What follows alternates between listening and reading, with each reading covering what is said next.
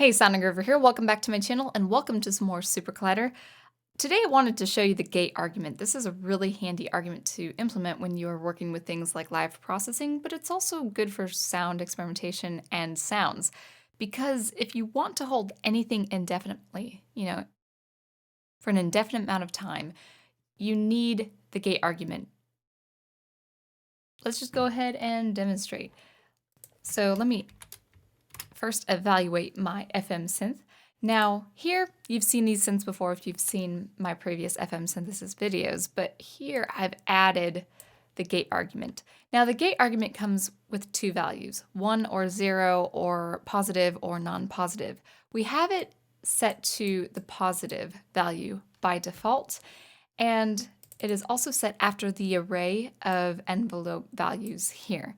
Now we are leaving our envelope with done action 0 because we want this synth to just kind of remain fixed in this default group here. So we have this evaluated, and let's go ahead and run it. And then once I have this, this is set at gate 1, which will trigger the sound, and gate 0, when it comes to a non-positive number, then it will trigger the release. In fact, let's just go ahead and have this be a nice long release of 8 seconds. Let's go ahead and run it. So it's running. It's running indefinitely, and we've got that held there. Let's add, or evaluate rather, the non-positive value 0 for our gate. And you can hear a release of 8 seconds. Very nice and long. And then reevaluating it at 1 at that positive value will trigger the sound again. It won't add the synth. You'll see it's just one white box, but if I evaluate it, the sound comes back. And let's set it to a short release, or shorter.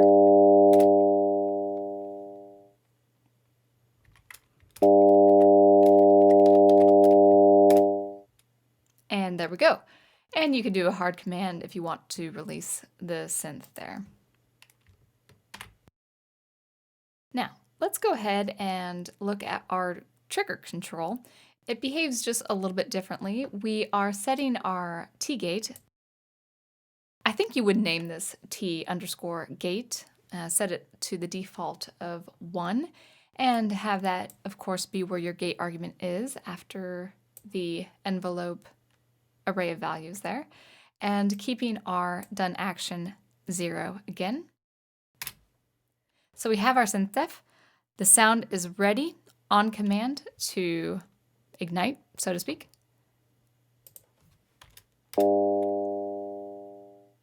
So a nice percussive sound. It's quite short. And now, while it's at a non-positive value at 0 right now, we still have our synth. We are ready to evaluate it and just I just like to think of it as re-triggering it.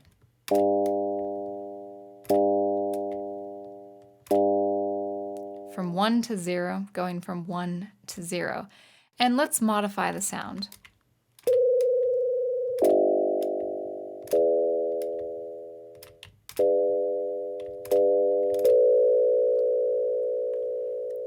So that's our last sound, and by itself, again, it's right at the non-positive value of 0. Go ahead and evaluate the 1 again. And that was our last sound that we had heard. I'll go ahead and demonstrate that one more time.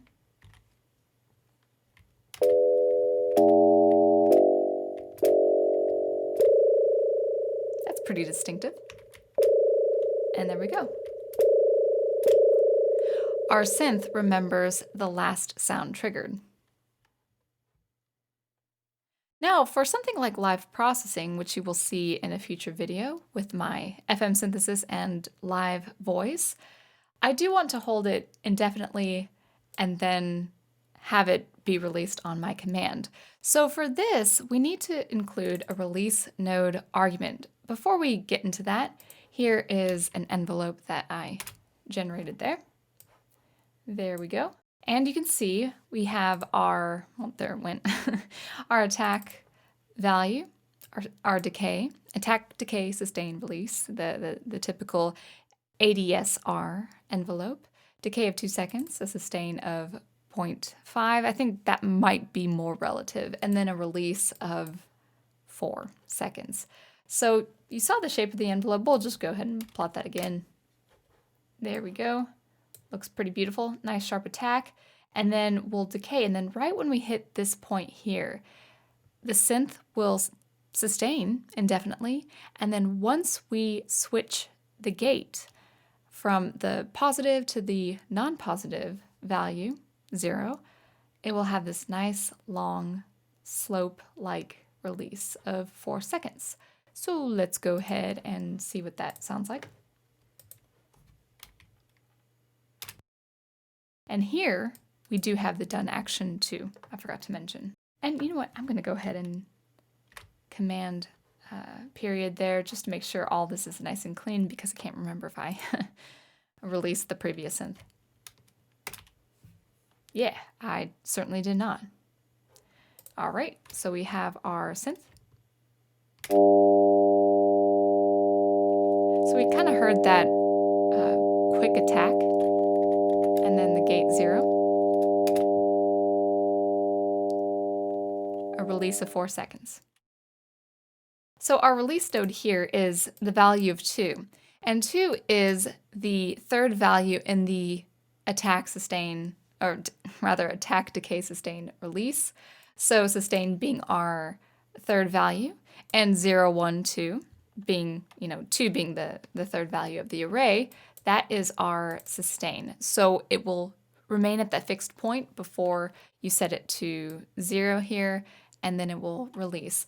So you actually, I think, if I know this to be correct, you actually won't need your sustain argument in this array at all. It will just have that say, oh, this is between values 1 and 2. You know what? Actually, I could be wrong. It's very late and I've had a very busy week. I could be mistaken here. I just know that if I had added the sustain like so, it would actually have a very quick release, like a 0.5 release. So I do believe our sustain is, for this envelope, our third value, or 0, 1, 2. Hopefully that makes sense.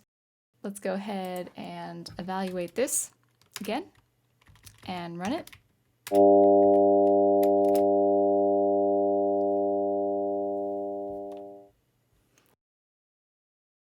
And let's do something a little more complex. This is a synth def that we had seen in previous videos. No gate argument right now. Let's just hear what it sounds like.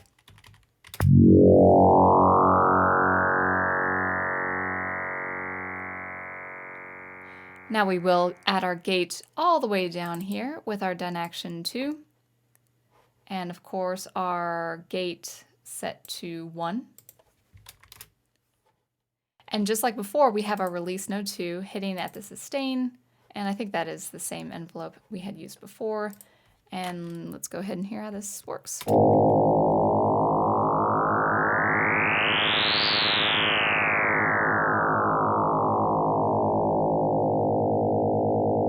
So right about now, right about 2 seconds ago, that's where it stopped at the sustain.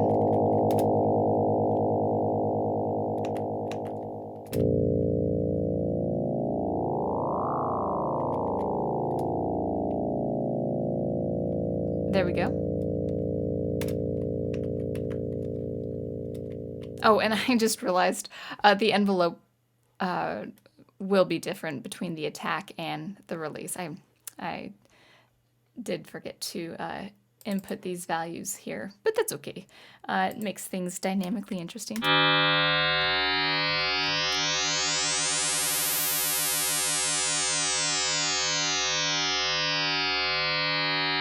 There we go.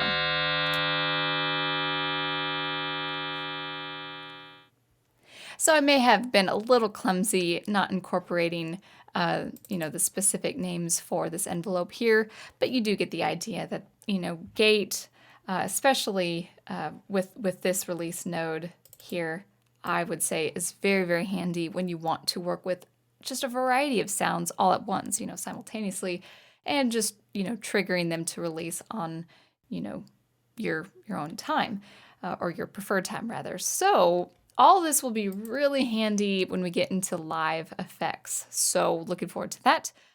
Until I see you next, keep producing and experimenting the art and music you love, and I will catch you later. Thanks.